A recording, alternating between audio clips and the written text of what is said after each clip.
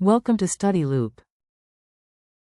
Let's make a substitution to rewrite this fraction as a rational function.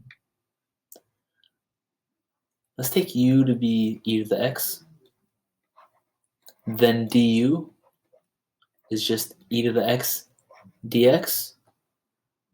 So we have du equals u dx because e to the x equals u. And then solve for dx. So when we rewrite this integral, we can replace dx over here with du over u. So let's just write that in now so we don't forget that. And then here we have e to the 2x, but that's just u squared. So we have u squared in here.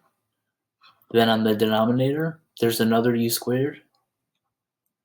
Then 3u plus 2. Let's go ahead and simplify this. We see that we could cancel one of the u's. So we just have a 1 power up there left over. So we just have u on top. And let's go ahead and factor that denominator. That's u plus 2. And then u plus 1 for the quadratic. Now this is where we should do partial fraction decomposition before we integrate.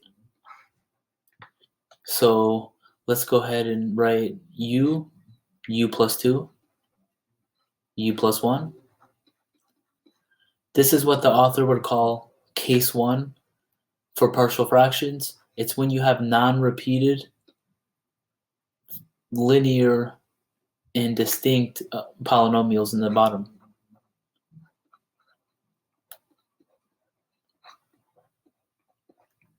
Now multiply both sides of this green equation by the denominator on the left, and you will get u, a, then u plus 1, plus b, u plus 2. And then go ahead and just simplify that right-hand side. We can pull out a u,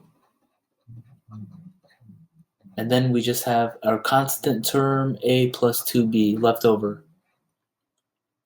So on the left-hand side, the coefficient in front of the u is a 1.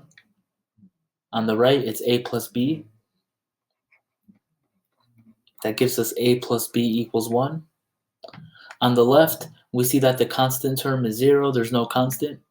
On the right, it's a plus 2b. So that must be 0. And then we have a 2 by 2 system. Let's go ahead and subtract the green from the red. So when we do so, we get negative b equals 1 or b equals negative 1. That's easier to work with. And then solve for a and this equation up here.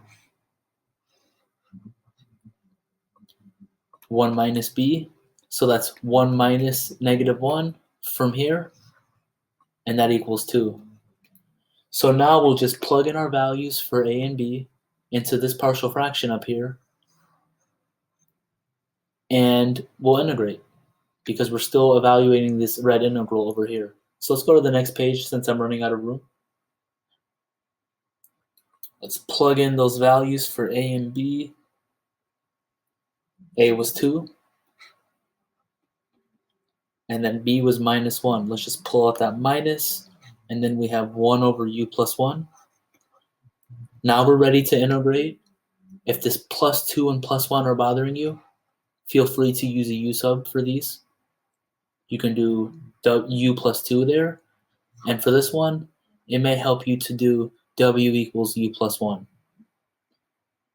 In any case, 2 natural log u plus 2 minus natural log absolute value u plus 1. And don't forget your constant c of integration.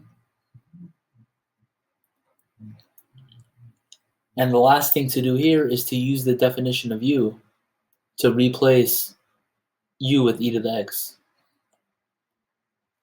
So here I have e to the x plus 2. Absolute value is no longer needed because this is a positive number.